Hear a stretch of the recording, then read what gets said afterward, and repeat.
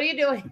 I got my number 2 pencil here, but not better than my number 1 friend. What's that mean? That's you. Did you print all week? I was taking I kept this number 2 pencil. I was in the CEO's office of a very well-known landscaping company, and he's such an old school guy. He has a number 2 pencil, so I borrowed it from him, and I forgot to give it back. So I'm going to hold on to it. Who do I look like right now? Well, I know nothing about pop culture. I'm the suburban dad. You're the hip, trendy one. That's why we have a show. There's parody. Like Travis and Jason Kelsey drinking my accelerator. They always drink these on their podcast. Oh, well, you know what? I'm going to start working on that. I'm going to work on a tangible product, because Bestway International, one thing they deserve is a complimentary tangible product that we can, just drink on air. Yeah, no, they I think Accelerator sponsors their podcast. So I thought if I drank it on ours, they'd want to sponsor ours with Bestway. Yeah, there are a lot of local great companies that we could definitely ask Bestway International. In between moving complicated loads and things that companies need around the country, including NFL stadiums. I don't know if you even know about that. Do you know Bestway International did a lot of movement, I feel like, for SoFi Stadium? I feel like they did probably. But I just went to that stadium and I love it. I'm going to go to a concert there.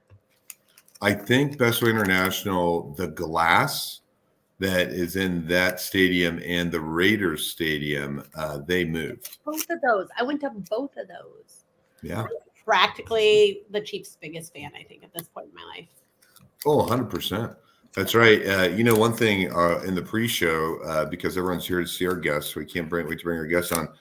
One of our guests was talking about mimicking people's when they're interacting and networking, and I feel like I try to mimic as well. But he brought up something really funny about winking. He said he winked at someone someone winked at him and then he couldn't stop winking at people for 2 weeks. And then I was about to tell y'all a story that happened to me today, but then we realized it was 3. You want to hear my story really fast? I want to hear it. So, I take my daughter to school every morning, and on the way home today, I guess I didn't turn my signal on in my neighborhood, and I got chased down, and I got chased down to my cul-de-sac for not using my signal today.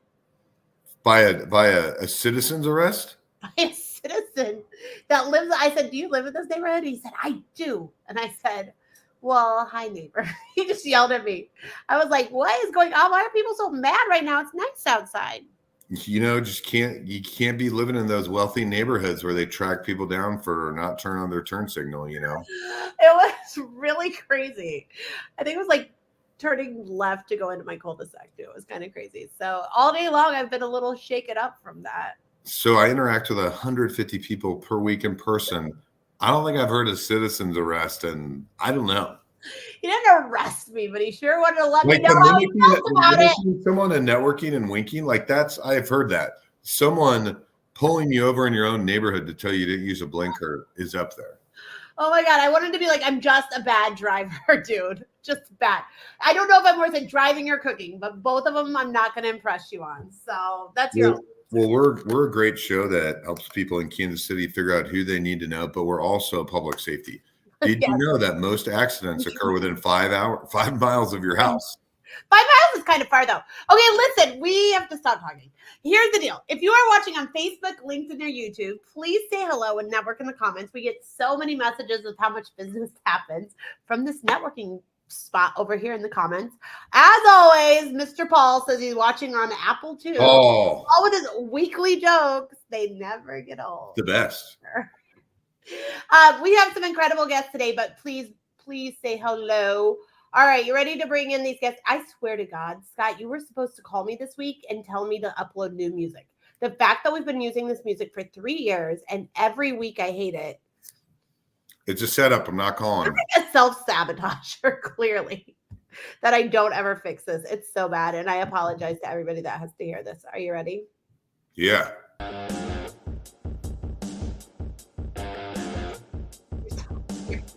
All right. So this week we have two incredible guests. I can't wait till we get to know them. We're going to bring them right now. First, we have Michael Sommers and Jeff Johnson.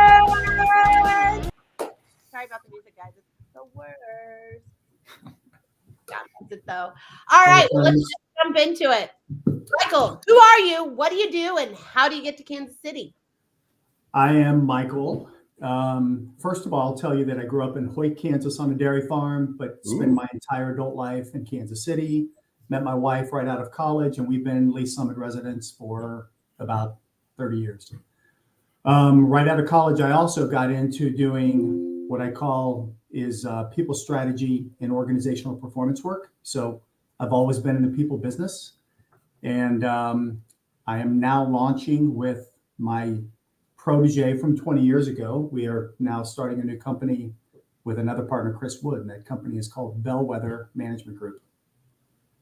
So you've actually come up with titles of companies for multiple, and I'm saying this because Aaron's in the marketing branding world.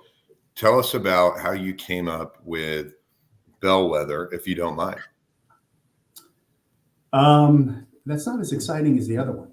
Okay, do the other, whatever one. I just think it's so cool that you've done so well branding. I've done okay. I'm no Aaron. Come on, let's face it, but done all right.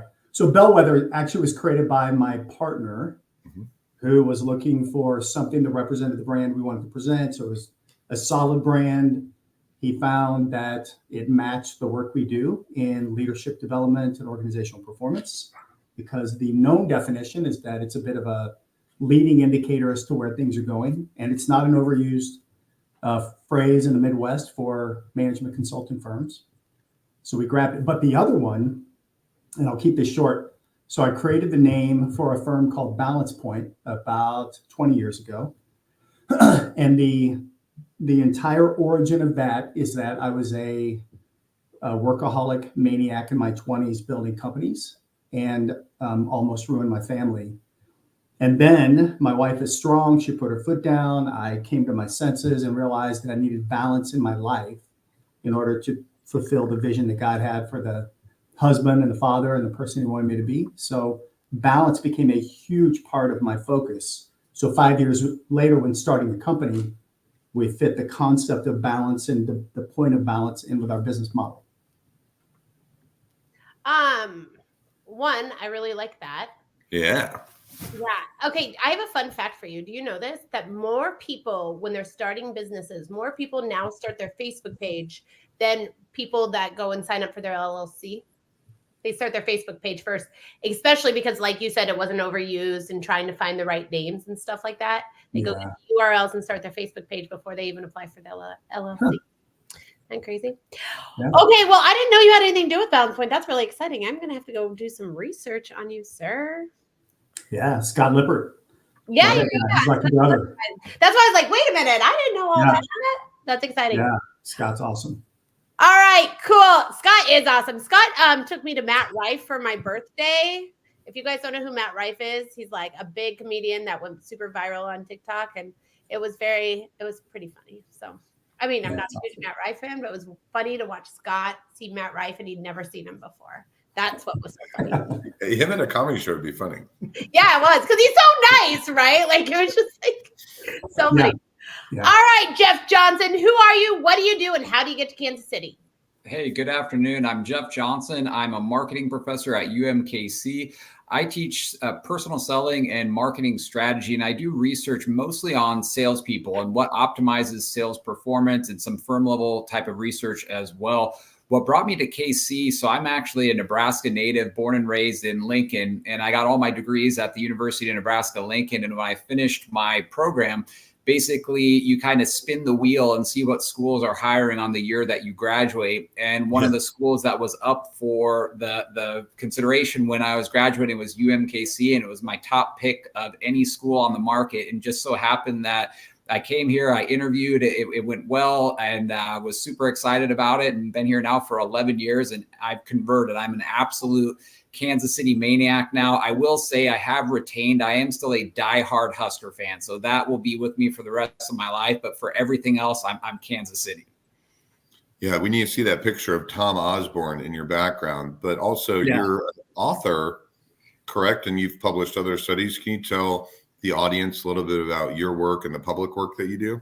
Yeah, sure. So I try to do research on mostly substantive sales topics that have kind of pragmatic implications. So I've been doing a lot of work recently as kind of difficult situations that salespeople encounter. So, for example, one of the recent papers I published is on when you team sell with a manager, and sometimes that goes amazingly well and it's very smooth, and the manager and you coalesce well, and it goes very well with the customer. I did a paper on the dark side of that, when that goes actually very wrong. And so the idea would be that the title of the paper is "Sorry About My Manager."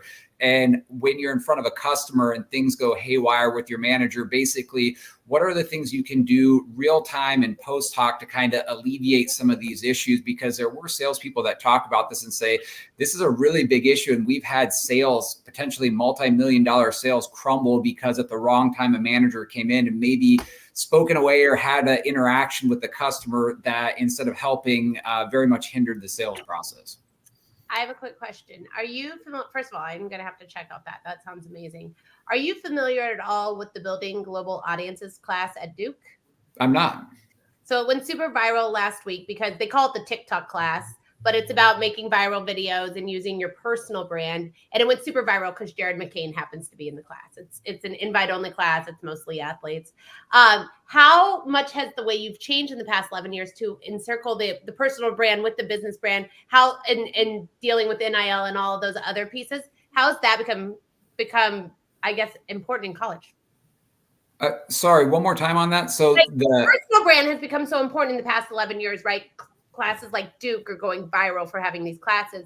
With your marketing side that you're doing at UMKC, how much has that changed in the past 11 years of being there?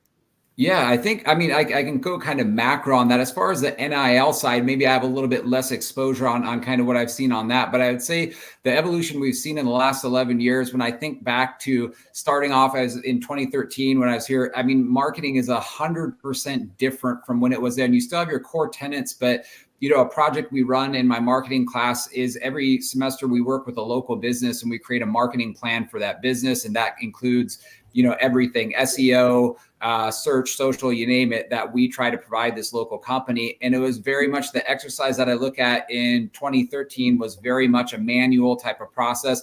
Everything now, it's 100% AI driven, and we have the entire module is using AI to help you lever that. And so I see the evolution as just being absolutely dramatic.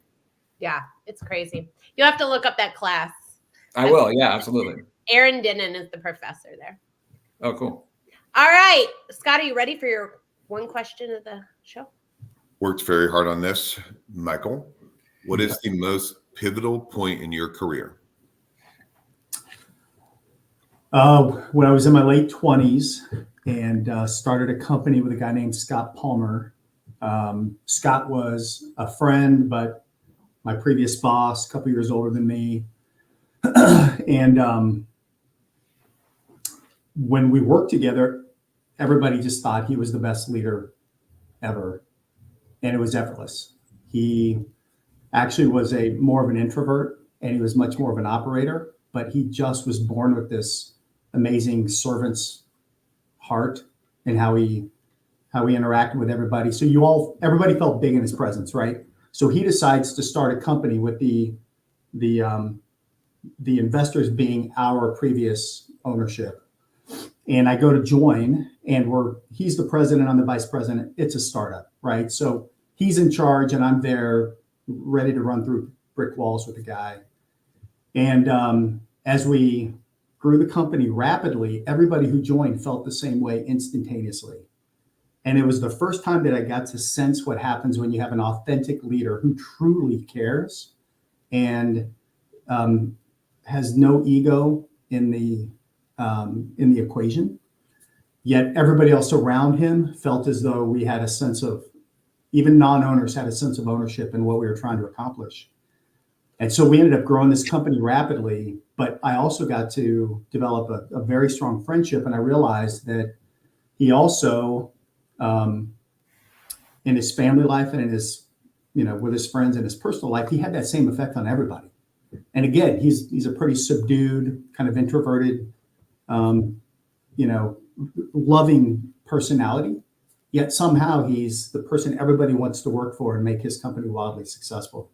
I juxtaposed that with my dad, who was the consummate command and control manager and built a very large national company. So he was wildly successful, but it didn't feel great to be a part of, driving his company. Then I go work with a friend of mine, and it felt amazing, and everybody felt like it was our company. And because of that, I saw the fulfillment, I saw the loyalty, just saw the wonderful things that happened for a lot of people. And I realized that's the only way that I wanted to do business was like Scott Palmer. Is he still in Kansas City? No, unfortunately, he passed away with a hereditary family disorder that kind of takes all the men pretty young in their lives.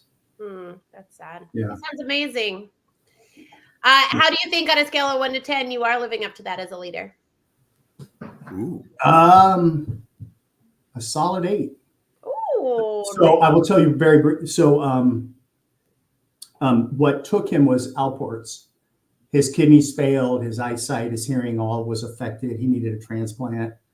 When his brother, so this is not to shine a light on me, it's to demonstrate what authentic leadership can really do.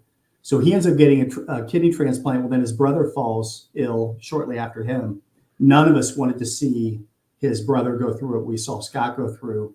So a bunch of us tested, and I ended up testing matching and then donated a kidney to his brother. What? Because Scott Palmer was an amazing human being. Yeah. That's the effect you can have on loving people. I've known you for a while. Never heard that story. Mm-hmm. Whoa. Yeah. That's insane. And it's just because the dude loves people and he's authentic in the business world. How long ago was that? I know you're not shining light. You've never mentioned that. That's amazing, Michael. Yeah. That is really amazing. You're like, you and Selena Gomez have that in common. I don't know if you know that, but No. now you do. All right. Scott, are you ready again? Well, yeah, Jeff, sorry, you got to follow that. Really good question. But you're used to curveballs with students and people and moving homes. What is the most pivotal point in your career? For me, it's probably the decision to move from practice to academia. So I actually worked for Union Pacific Railroad for 6 years after my MBA, and I loved it. It was a really great job. I was on what I think is a pretty successful career track and getting into people management. Awesome job all around, an awesome company, and had an opportunity to join the PhD program at Nebraska. And it was a really hard decision in the sense of, in the short term, of course, giving up a lot of potential earnings from the railroad and taking a very drastically different path in life. But one that I'm really glad that I make. I absolutely love what I do now. I love interfacing with my students and doing this research. And beyond that, some of the things that I carried forth from my old job, I use now. So probably the favorite paper that I've written was on sales to marketing transitions. So basically, if you're a salesperson and then you move into marketing, how does that go and how can that basically be improved? And where I got the idea for that project was I was a salesperson at the railroad and I did field sales for a number of years. And then kind of to go through the progression at my company, it was almost required that you would move into marketing. And so I made a jump from sales into marketing. And it was a rough jump. I mean, that experience I was shocked at how few resources I had, how little training I did. And it was basically saying, you were in sales and now you're in marketing and let me know how that goes. And so I think that experience was really one that I brought forth in my research and made a paper out of it. And so that was one of the things that I felt like was kind of this nice juxtaposition of that previous experience in my current role. But I think for me, if I look at kind of the pivot point of the career, it would be that decision right there, because very different tracks that would be moving forth off of either of those decisions. So dive in a little bit more about the difficulty in the transition. Was it just like it was a whole new world, you're completely caught off guard and you felt you've always been prepared and now all of a sudden you weren't prepared? Yeah, I think it was just the job duties. I mean, and a sales job versus a marketing job have very different job description, especially at the railroad. Your marketing job is highly quantitative in nature. So there's a lot of analytics, and we did a lot of boring stuff as like head haul and back haul pricing economics and things of that nature in your marketing role. And I think when you moved into that role, there were some resources they had for it, but it definitely felt like a lot of a shock versus your sales role where you really didn't have a lot of that in your daily type of duties. And so making that jump had a little bit of a jar to it. And so the paper really focused on who are the individuals who maybe make that transition easier than others, but then also what are the mechanisms organizations have to basically help that? So how can you facilitate a successful transition for your salespeople going into marketing? Isn't it funny how often people put sales and marketing under the same umbrella when they are so different? It is. Yeah, there's a whole, so I love that kind of stream of literature, the sales marketing interface literature. And there's a whole stream of literature that looks at that. Of, we almost say that in one breath, but there's a very distinct, and sometimes they call it a war between marketing and sales. So there's clear lines in some organizations and in-group and out-group between marketing and sales. So yeah, it's absolutely an interesting phenomenon. From my experience, usually the sales team and the marketing team don't even like each other. Yep. That happens quite frequently. Absolutely. All right. Well, Sean says, incredible story, Michael. So I think you kind of touched a lot of people's hearts. So with that said, what are your 2024 goals and how can the Kansas City community help you achieve them? Yeah, we're launching the company in 2 weeks, and we believe that there is a very big need in the marketplace for executive teams and leadership teams to uncover how they can best help their teams win. We think that there is a bit of a quandary that is happening between some of the workforce pressures and trends and sentiment and what management is trying to accomplish. And I think one of the rubs going on out there is whether or not it's pizza parties and birthday cake that is supposed to make a happy workforce, and then they'll crush their numbers. And I think there's a lack of belief that the executive team, and in particular investors, the board, the CEO, what they really want is to just create a winning company with a bunch of winners in it. And when you win, it's a pretty exhilarating experience, and that's a lot more powerful or important to people probably than birthday cake and pizza parties. So those things should be a natural outgrowth, I think, organically of a strong culture. But the culture should be centered on what unifies the entire organization, which should be purpose, vision, mission, values, goals, and strategy. So when you really focus an organization on that, I think a lot of the other challenges kind of melt away, and everybody really focuses on the one thing that can make everybody winners. And then out of that, you create really strong culture. That is the focus of Bellwether, is to drive strong leadership, organizational cohesion, and a focus on strategy to be able to achieve those goals so everybody can get the sense of winning in their careers. So Kansas City can call upon us if they want to hear about the solutions that we put in place from our past experiences to be able to help them achieve their goals. You can also, you mentioned you can refer people to the right place, but you can also help place and recruit people as well. So when companies are really looking to grow, what are some things that you can help them in terms of identifying talent? Yeah, so the first thing that we're going to do, just so you know, the entry point is to go in and do an organizational health and execution maturity assessment. All that really means is helping the CEO understand that they likely know word for word the vision, mission, values, goals, and strategy and purpose of the organization. But how much does anybody know or care? So wouldn't you like to know without doing another confidential online survey? So we'll come in with a very non-invasive diagnostic approach to be able to give them a sense of that. From that, then we can advise the executive team and the leadership team as to the things they can do to be able to create that stronger cohesion and focus on the work and the purpose, which is unifying. Out of that, they will likely ask us to stay and help them design some of the solutions. From that, from time to time, there will be leadership teams that have folks that opt out or retire. And when they do that, we are best suited to be able to do the retained search project and be able to bring in very strong leadership that can level up the organization. I love it.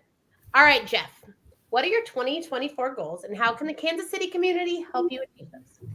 Yeah, thanks. My main goals are, I have a few research projects that I'm really looking to advance. And one of the ones that I'm currently looking at is selling to people with sales experience. And so something that I find interesting is that salespeople that are successful a lot of time are very adaptive. And so they have a very different approach to customer A versus B versus C. And one of the things I'm trying to tap into now is basically, if that customer you're selling to has sales experience, and that could be, maybe 5 years ago they were a salesperson and now they're a purchasing manager. Maybe they're a sales manager and you're selling Salesforce.com or some CRM type of software or something like that.